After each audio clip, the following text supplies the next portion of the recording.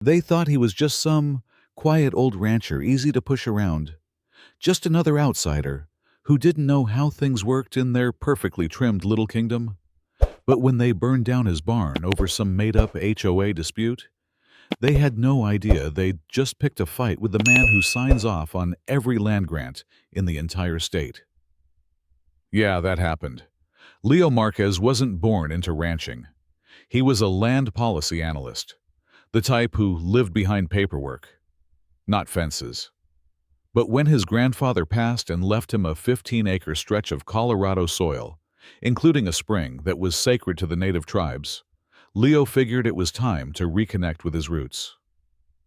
What he didn't know was that this piece of land had a bullseye on it the moment he took over.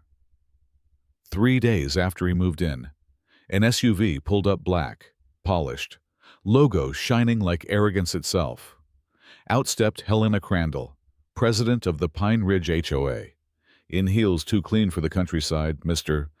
Márquez, she purred. Your property now falls under our jurisdiction. Leo just raised an eyebrow. Never did before. She smiled like a knife. Well, it does now.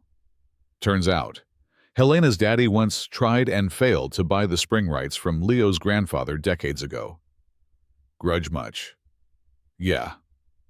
And she wasn't just playing president, she was playing queen.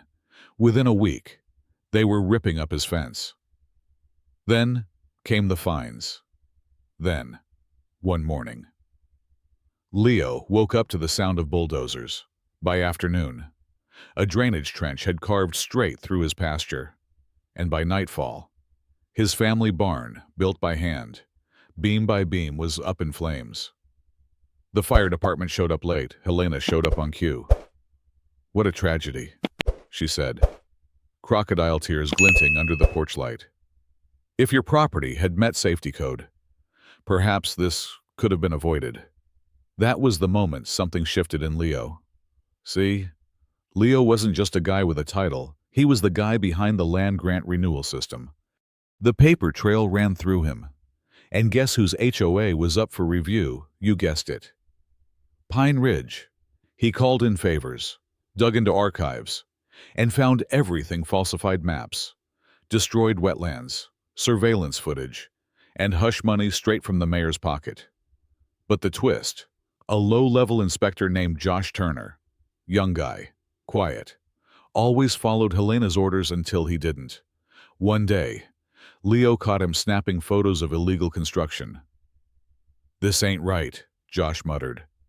That's when Leo knew the tide was turning. At the hearing, Leo didn't raise his voice. He let the documents speak. One by one, satellite images, emails, recorded conversations. And when Helena tried to play victim, Commissioner Wright leaned in and asked, "Are you calling the county's own files a fabrication boom?" Silence. Media vans parked outside. The mayor resigned. Helena was indicted. And Leo. He rebuilt the barn stronger this time, with help from neighbors who'd once stayed silent. He planted a new apple tree right where the old barn stood next to the spring. And just as he patted the soil, he found a rusted tin box. Inside, a photo from 1931. His grandfather, smiling in front of that barn, like he knew Leo would finish what he started. So yeah, all it took was one man, the right evidence, and a fire big enough to expose every rotten root. But here's the kicker. Should people with power and quiet hands wait until they're pushed to the edge? Or should communities fight back sooner before things burn? You tell me. Drop your thoughts in the comments. Have you ever dealt with an HOA gone mad? Where's the line between order and abuse? Let's talk justice. Neighbors, let's talk fire.